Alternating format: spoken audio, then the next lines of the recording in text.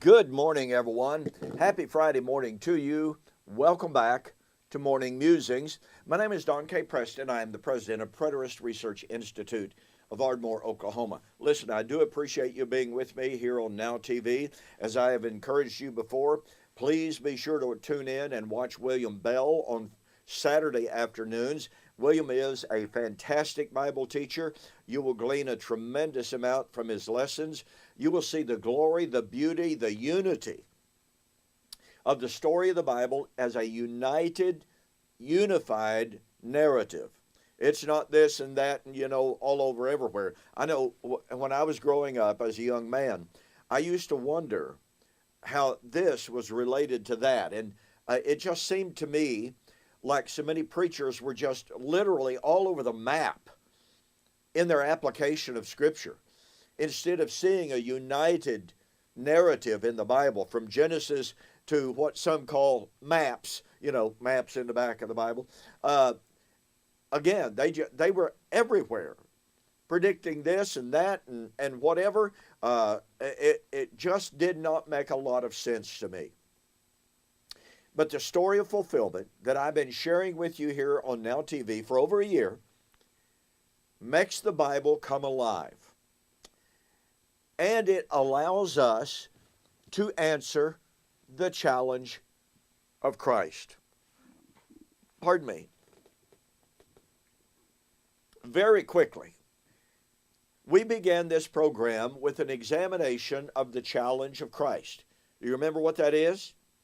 Jesus said in John chapter 10, 37 and following, "Do not believe me for my works or words' sake. Believe me for my works. If I do not do the works which my Father has given me, do not believe me." Now, I've pointed out to you before, folks, that when you take that challenge of Christ, when you compare it with the other religions of the world, Hindu, Buddhist, Islam, look, many of those religions will become hostile when you challenge for proof of the historicity, the veracity, and the reliability of their claims. Not all of them for certain, but not everyone welcomes the challenge. The challenge that says, look, if our claims are not true, then don't believe us. But Jesus himself said, don't believe me for my words only. Believe me for my works. If I do not do the work which the Father has given me, do not believe me. Now, what was the work? What was at least part of the work? We know part of the work was he came to suffer and to die and to be raised the third day. So applying Jesus' challenge means that when he said, I'm going into Jerusalem, there I'm going to be betrayed, I'm going to be crucified, buried, raised from the dead the third day. Matthew 16, Matthew 17, Matthew 20, Matthew 21, on and on it goes. Now, according to Paul, if Christ is not raised, our faith is in vain. In other words, Paul was taking Jesus' challenge very seriously. Jesus said, if I do not do what I've been given to do, don't believe me. Was he raised from the dead?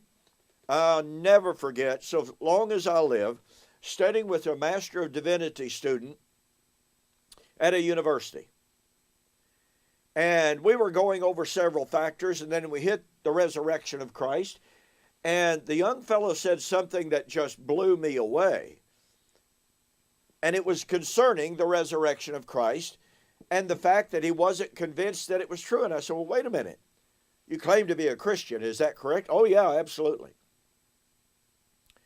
I said, then how can you say that you don't believe in the resurrection of Jesus? And he said, well, you see, whether or not Jesus was actually raised from the dead is irrelevant. The only thing that matters is that I believe. that he was raised. You know, and I'm sitting there going, what kind of nonsense is this? That doesn't even make good nonsense. I mean, that would, a corollary to that would be like saying, you know, I don't have $2 million in the bank. But whether or not I actually do is not what is important. The only thing that matters is that I believe that I do. Seriously? Folks, you know that's a ridiculous argument. I pointed out to this young man, based on 1 Corinthians chapter 15, 12 and following, where Paul said, if Christ is not risen, our faith is in vain. If Christ is not risen, and if the dead ones are not raised, we, that's the apostles, are found to be false witnesses, because they claim to see him, you see. But if he was not raised, they did not see him.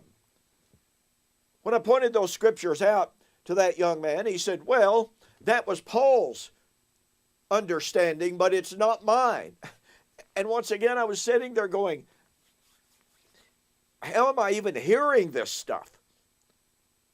I said, so Paul is an apostle of Jesus Christ who said he saw the risen Christ. And he goes, well, I happen to believe he was hallucinating. You see how ridiculous it gets? And on and on and on it went until finally I had to say to the young man, I said, well, first of all, if you're not going to accept the authority of the Scripture, then you and I have no basis to discuss anything. And if you're not going to accept the resurrection of Jesus Christ as a historical reality, then we don't have anything to discuss. I said, I am basing my faith on the testimony of the men who said they were there, or in the case of Paul, living later, said that Christ appeared to him. It was not a dream. It was not a hallucination. It was every bit as real as the resurrected Christ seen by Peter and John and all of the women. And I said, if you're not willing to accept that testimony, then you and I really have no basis for continuing our discussion. I thanked him for his time, and I dismissed myself. Because he just kept telling me, well, I just don't accept what the biblical writers are saying. I just don't believe that it's valid and true. Well, then what do you believe is valid and true? And he would never tell me. Now, that's the foundational work that the Father gave to Jesus. So, if he was not raised from the dead, if he did not raise himself from the dead, John 10:18, we're not supposed to believe in him. He is not the Son of God. He is not the King of Kings and the Lord of Lords. But you know, that's not the only work that the Father gave him. As I've shared with you on many occasions now for over a year, Jesus said, the Son of Man will come in the glory of the Father with his angels and shall reward every man according to his works. And verily I say unto you, there are some standing here which shall not taste of death until they see the Son of Man coming in his kingdom. That is just as much of a work that the Father gave to the Son to perform as was his resurrection. And thus the challenge of Christ to you and to me is to be able to say, okay, he kept his promise to come in judgment, in the lifetime of that first century audience, or to do just like that young man that I've been sharing with you about and to say, well, you know what? I know what Jesus said, but he didn't do it. He didn't keep his word. Oh, but I believe in him anyway, and I'm a Christian. No, you're not. I want to say this just as kindly as possible, ladies and gentlemen. if we do not believe that Christ kept his word to come in the glory of the Father with his angels, then we don't really believe in Jesus at all. Because the challenge of Christ is not to believe his words only, but to believe that he kept his word about what he was going to do and when he was going to do it. And the sad thing is, the great majority of Christians today, people who genuinely love the Lord, I believe that, I know that to be true. And yet they blithely ignore, or in many, many, many instances, they're not even aware of Jesus' prediction of what he was going to do it and when he was going to do it. And so they just go about their way, not knowing about the challenge of Christ until they're confronted by an atheist, until they're confronted by a Muslim, until they're confronted by a Jew, all of whom say, your Jesus said he was coming back in the first century, in the lifetime of that generation. Everyone knows he didn't come and put an end to human history. Therefore, he failed or he lied. His apostles were false teachers. The Bible is not inspired. Folks, do you see the problem? And so, I've been sharing with you over and over and over again how to answer the challenge of Christ. And listen to me.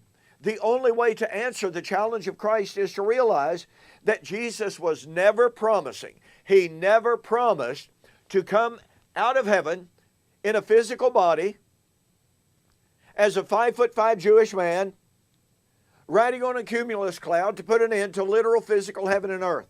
He never promised that. Now, listen to me.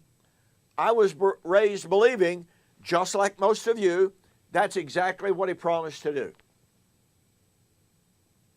When I began to study the Scriptures, however, and to see what coming in the glory of the Father really means, it absolutely blew me away. It was a total paradigm shift. I had to give up all of my traditions. But in doing so, I discovered the truth that allows us to answer the challenge of Christ. So I've been sharing with you how many Christians attempt to escape the force of Jesus' words. And they tell us, well, you see, Jesus did in fact predict that he was going to come back at the end of time, put an end to the current Christian age. By the way, don't forget, as we have seen, the Christian age has no end. So how could Jesus be promising to come back at the end of that which is endless? See, it makes no sense. None whatsoever. To repeat it, it doesn't even make good nonsense.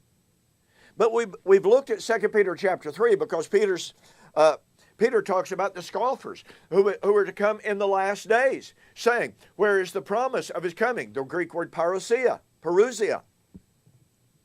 For since the fathers fell asleep, all things continue as they were. So here Peter predicted the scoffers who would come in the last days. And people say, oh, you know, you preterists, those of you who believe in fulfillment, you are those scoffers. No, we're not. We're the ones who say he kept his word. We are the ones who say he kept his word about what he was going to do and when he said he was going to do it. We're the ones who accept the challenge of Christ and demonstrate its fulfillment. Unlike those who tell us, well,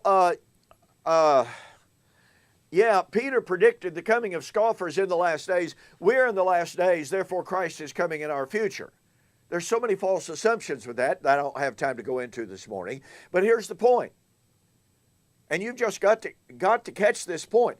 I spent weeks literally sharing with you how the scoffers that Peter predicted were from the Old Testament prophecies. Old Testament predictions of the coming of the scoffers. What Peter is doing is saying that the scoffers were alive in his day. And if the scoffers were alive in his day, as we've seen from 2 Peter chapter 2, verses 1 to 3, the appearance of the scoffers meant the coming of the Lord was imminent. It was not going to be thousands of years away. The appearance of the scoffers meant the day of the Lord was at hand. Peter does not say, does not hint, does not suggest that the scoffers would be an every single generation reality. He doesn't even hint at that. No, the scoffers would appear, they would scoff, they would deny, and oh, by the way, the word scoffers, according to Peter Leithart, carries with it the idea of persecution. So they're not just men who would say, well, I don't believe in the second coming. No, no, no. These are men who would actually persecute the believers. Now that certainly falsifies the claim that preterists are the scoffers, because we don't persecute anybody. Unless you want to say that falsifying the traditional views is persecution. But do you see the problem? Then I've shown you not only that the Old Testament prophets foretold the scoffers were going to come in the last days, that Peter said that they were present.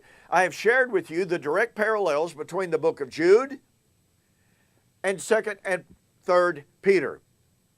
Now, I'm going to conclude this study about the scoffers, and then I'm going to move on, because I want to introduce to you absolute 100% proof positive that Peter was not predicting an end of time. He was not predicting the coming of the Lord at the end of the Christian age as a 5'5" Jewish man in a physical body. That was not even close to what he was predicting. I just want to point this out. I call this a fun fact.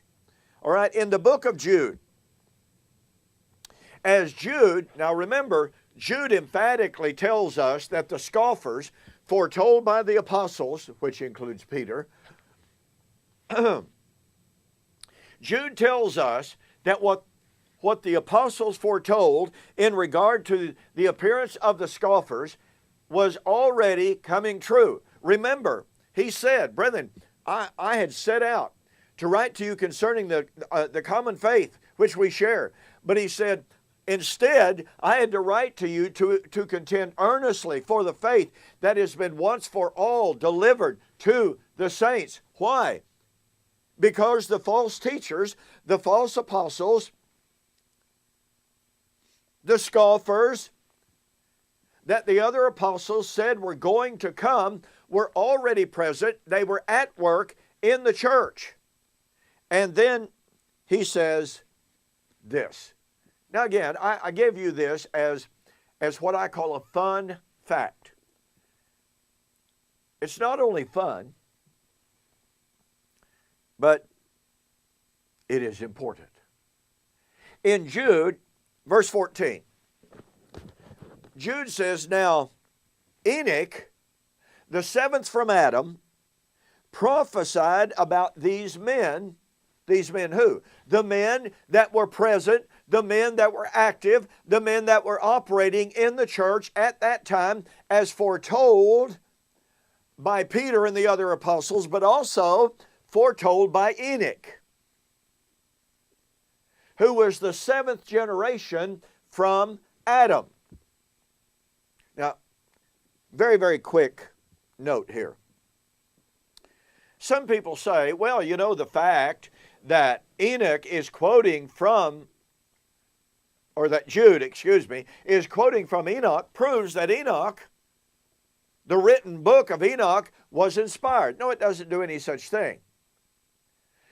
The book of Enoch that does speak of exactly what Jude is writing about was preserving an oral prophecy from the days of Enoch. He was simply writing that down.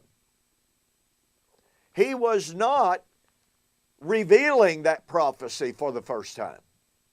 So his book is not completely inspired, but his relating of the prophecy of Jude or of Enoch, he is relating an inspired prophecy. Do you see the difference? The prophecy that Enoch made had been carried on by oral tradition, generation after generation after generation. That is what was inspired. Jude just wrote it down, passed it on in written form, and thus the prophecy is valid.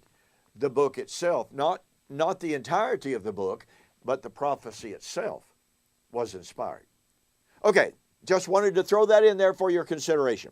Now Enoch the seventh from Adam prophesied about these men also, saying, Behold, the Lord comes with 10,000 of his saints. Now watch this. Enoch predicted the coming of the scoffers who were present in Jude's generation. And he said the Lord would come in judgment of those men. Pardon me. So, once again, behold, the Lord comes with 10,000s of his saints to execute judgment on all, to convict all who are ungodly among them of all their ungodly deeds, which they have committed in ungodly way, and of all the harsh things which ungodly sinners have spoken against him. You kind of get the idea they were ungodly, don't you? Okay. I want to drive this point home.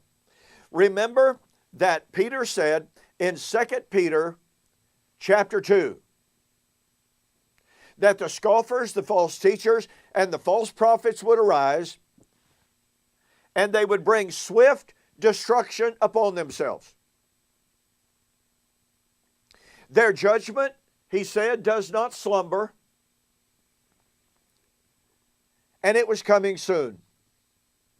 Jude says the scoffers foretold by the apostles are here. Not only that, the scoffers foretold by Enoch were there. Oh, and here's where it gets really, really fun. And I've got to share an anecdote here. I'm taking up my time too quickly. But somewhere around 1991, 92, so along in there somewhere, I had a formal public debate with a guy named Bill Lockwood. Bill Lockwood believed that the Old Covenant, the law of Moses, was completely removed, nailed to the cross. It was no longer valid after the cross. I asked him in written form, are your eschatological hopes based upon the yet future fulfillment of God's Old Covenant promises made to Old Covenant Israel? Out in the margins, he wrote in great big bold letters, underlined 3 times, quotation marks, 3 exclamation points, no. One of my other questions to him after he answered that, and after I pointed out that Paul and the New Testament writers said their eschatology was the anticipation of the fulfillment of God's Old Covenant promises, I asked him 3 times, give me an Old Testament prophecy that predicted the destruction of literal, physical heaven and earth as you believe that 2 Peter chapter 3 predicted. He refused to do it in one speech. He refused to do it in another speech. I kept hammering the point. Give us an Old Testament prophecy in Moses, the law, and the prophets that foretold the end of the world as you view it coming. You know what he did? In the margins, he wrote, Enoch. Well, you know, I got up with my Bible and I start thumbing through it, and I go, you know, I asked for an Old Testament prophecy